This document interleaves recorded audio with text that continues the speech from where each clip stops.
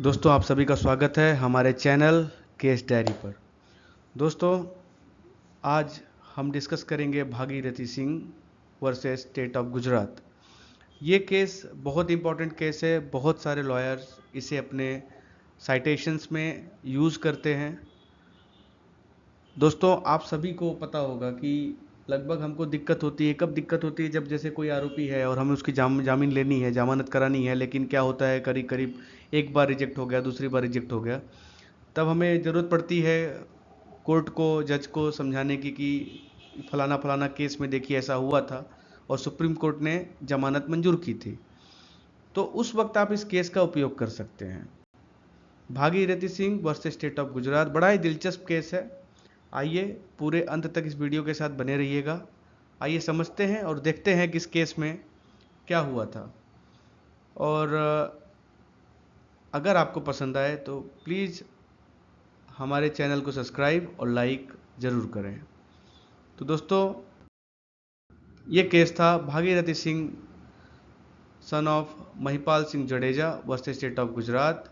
इस केस की तारीख है डेट 21 नवंबर 1983। साइटेशंस हैं 1984 AIR 372, 1984 SCR 839 और बेंच था दोस्तों DA Desai and justice RB Mishra ji का। दोस्तों, Bhagirathi Singh son of Mahipal Singh Jadeja versus state of Gujarat, इस केस में हुआ क्या था? The appellant against whom an offense under section 307 IPC had been registered for giving knife blows to a person was granted bail by the session judge. On application by the state, a single judge of the High Court cancelled the bail. Hence, this appeal by special leave.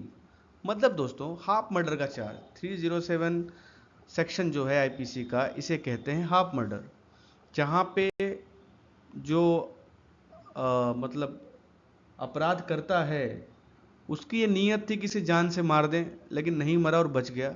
वो section जो frame होता है 307 IPC का पुराने section में। हम आगे भी पता करेंगे कि नए सेक्शन बीएनएस में, भारतीय न्याय संहिता में, इस सेक्शन का क्या उपयोग है और क्या बदलाव इसमें किया गया है, ये भी हमें आगे पता चलेगा। तो हुआ ये था दोस्तों कि उस व्यक्ति को सेशन जज से जमानत मिल गई थी, लेकिन स्टेट ऑफ गुजरात के एप्लीकेशन पर सिंगल जज of bench high court of Gujarat ने उस बेल को, उस जमानत को कैंसिल कर दिया था। इसलिए याचिकाकर्ता सुप्रीम कोर्ट के पास स्पेशल लीव पिटीशन SLP के माध्यम से सुप्रीम कोर्ट पहुंचा। अब आइए आगे पता करते क्या होता है। दोस्तों, जैसा कि मैंने कहा था कि अभी 307 आईपीसी क्या होता है उसे हम समझते हैं पहले।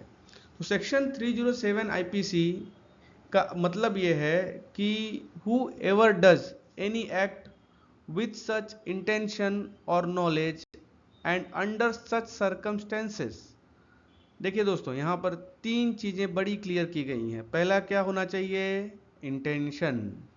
उसके बाद क्या होना चाहिए? नॉलेज। और ऐसे सर्कमस्टेंसेस में जहाँ पे that if he by that act caused the death, मतलब आपको, आपका नियत भी था, इंटेंशन भी था, आपको नॉलेज भी था कि मेरे ऐसा करने से सामने वाले व्यक्ति की जान जा सकती थी और आपने वैसा माहौल भी तैयार किया था, उस व्यक्ति को he would be guilty of murder. मतलब उस व्यक्ति को ऊपर मर्डर का चार्ज लगेगा। Shall be punished with imprisonment of either description for a term which में एक्सटेंड टू 10 ईयर। मतलब अधिकतम सजा 10 साल की उसे हो सकती है। And shall also liable to fine. उसके साथ अगर जज को लगा कि भाई इसके ऊपर फाइन भी लगाना है तो फाइन भी लग सकता है। And if hurt is cause to any person by such act, the offender shall be liable either to imprisonment for life. जो ऑफेंडर है, अगर जज को ऐसा लगता है तो उसे उम्र कैद की सजा भी दी जा सकती है। अगर जैसे उसे लगा बहुत हीनियस क्राइम, बहुत ज़्यादा घिनौने तरीके से किसी की जान लेने की कोशिश अपराधी ने की है। और to such punishment as hereinafter hereinbefore mention. अच्छा दोस्तों, इसमें एक और है कि अगर समझ लीजिए कि कोई ऑलरेडी उम्र कैद की सजा काट रहा है जेल के अंदर और उसने ये कर दिया, मतलब भाई होता है ना कभी कभी कि हाँ चलो मुझे तो सजा मिल चुकी है, अब कितना सजा मिलेगा, ऑलरेडी उम्र कैद की सजा है तो मैं तो किसी भी मार सकता हूँ। अगर ऐसा व्यक्ति कर दे तो हमारा कानून, हमारे हमारे लॉज क्या बोलते हैं, when any person offending under the section is under sentence of imprisonment for life he may if hurt is caused be punished with death. दोस्तों ऐसा नहीं है, तो वहां पर क्या होगा, उसे डेथ पेनल्टी, फांसी की सजा भी दी जा सकती है। कौन से सेक्शन के अंदर, 307 आईपीसी। ये किसके अकॉर्डिंग था दोस्तों, ओल्ड लॉ, पुराना लॉ। तो नया लॉ क्या बोलता है, what is new law about attempt to murder in PNS.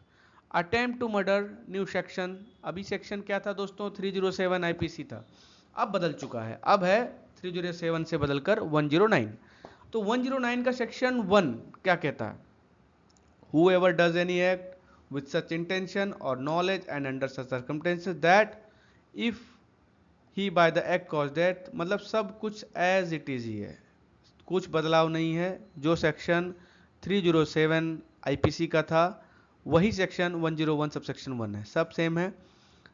जो उम्र कैद की सजा अगर already person is convicted with the life imprisonment और उसने ऐसा कुछ हरकत किया हाफ मर्डर टाइप का, तो अब यहां पर एक छोटा सा बदलाव है।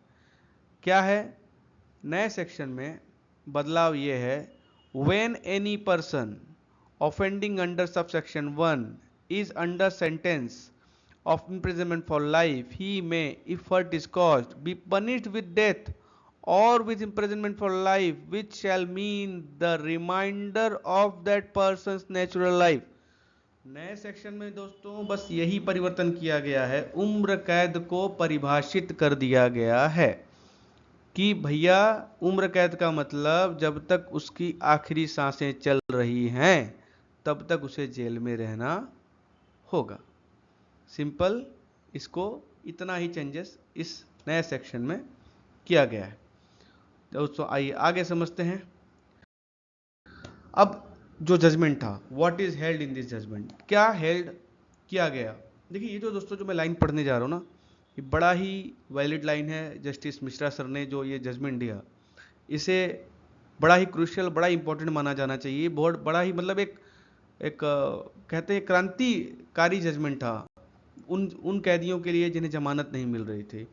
तो उन्होंने सर ने क्या बोला कि इस जजमेंट में the trend today is towards granting bail because it is now well settled that the power to grant bail is not to be exercised as if the punishment before trial is being imposed।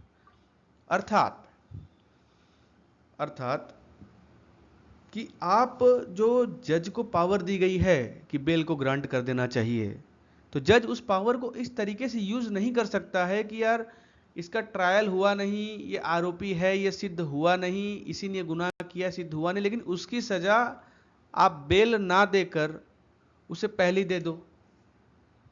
क्या पता वो कल को आरोप मुक्त हो जाए, क्या पता वो केस से एक्विटल हो जाए, बाइज्जत बरी हो जाए, लेकिन आपने बेल तो दिया नहीं, तो क्या होगा, उसको सजा तो पहले आपने दे दिया। तो कोर्ट को बेल दे देना चाहिए अगर उसे लगता है कि, अब देखिए लगता है कि मतलब टर्म्स एंड कंडीशन, उसे क्या लगता है कि the only material consideration in such situation are whether the accused would be readily available for his trial, मतलब हमेशा उपलब्ध क्या वो रहेगा ट्रायल के लिए।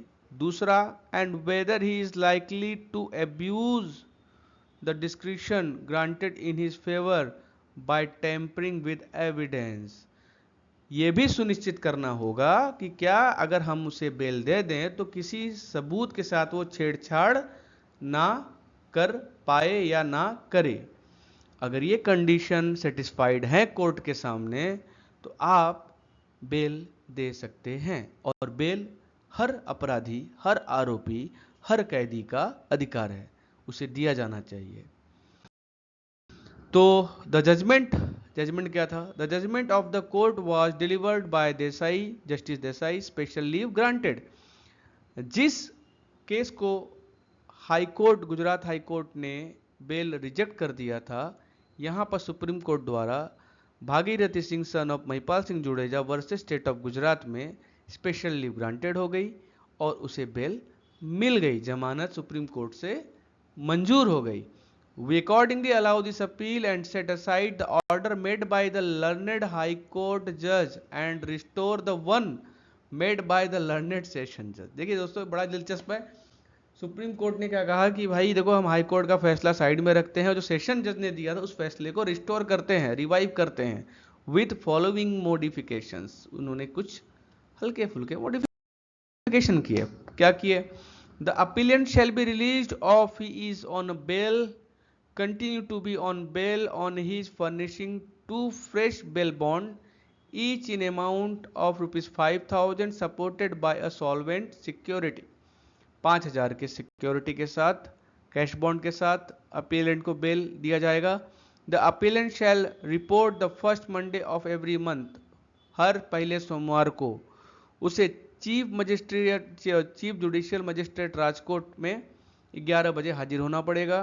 Thereafter he would be subjected to the further order that may be made in this behalf by the court which would try him। फिर उसके बाद जो ट्रायल के बाद जो जजमेंट आएगा उसके अकॉर्डिंगली प्रोसीजर चलेगा। तो ये मॉडिफिकेशन हो गए दोस्तों।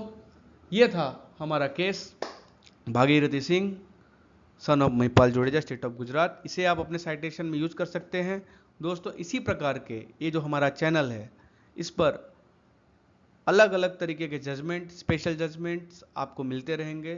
तो अगर अब तक आपने हमारे चैनल को सब्सक्राइब नहीं किया है, प्लीज़ उसे सब्सक्राइब कर लीजिए। It will be helpful for your cases, for your knowledge, for your legal and criminal knowledge.